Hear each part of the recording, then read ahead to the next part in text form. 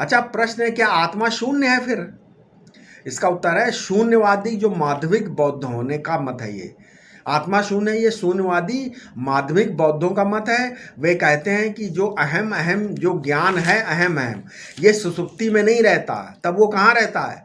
कुछ नहीं, यानी वहाँ असत रहता है। छांदोग्य उपनिषद की श्रुति भी क्या, असदेवेकमग्र आसीत असता सज्जायत, छांदोग्य श्रुति। तो अर्थात आरंभ में ये एकमात्र असत ही था, असत से सत की उत्पत्ति हुई। इस प्रकार शून्य आत्मा है।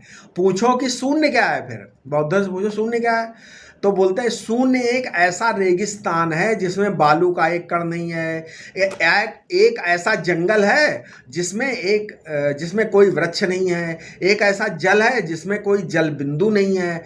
एक ऐसा आकाश है जिसमें न घटाकाश है न मठाकाश है। ठीक है, मतलब अंतः शून्यम बहि शून्य, शून्य कुंभ इवाम्बरे। देखो, बौद्ध लोग इस शून्य तत्व को चतुष्कोटि अनिवर्चनीय मानते हैं।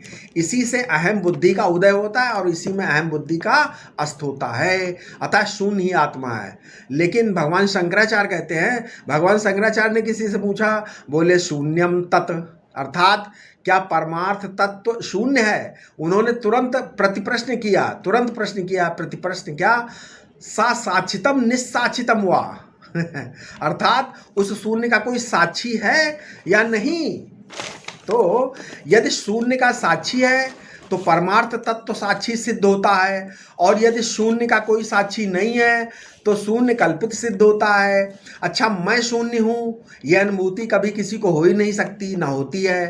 ठीक है, और उल्टे मैं हूँ इसका ज्ञान होता है। अहम अस्मि इस वृत्ति का ज्ञान प्रकाशक, इस वृत्ति ज्ञान का प्रकाशक, और सुसुप्ति में अहमाकार वृत्ति के अभाव का प्रकाशक शून्य नहीं हो सकता। वो तो कुछ चेतन होना चाहिए। इसलिए श्रुत्यर्थ निश्चय में आत्मा शून्य नहीं हो सकता। जैसे घट का आलम्बन मिट्टी है, ऐसे ही अहमअस्मि का आलम्बन अहमअस्मि का प्रकाशक ज्ञान है। यही आत्मा है, वो शून्य से व्यतिरिक्त है, शून्य में अनुगत है, शून्यत्व का प्रकाशक है।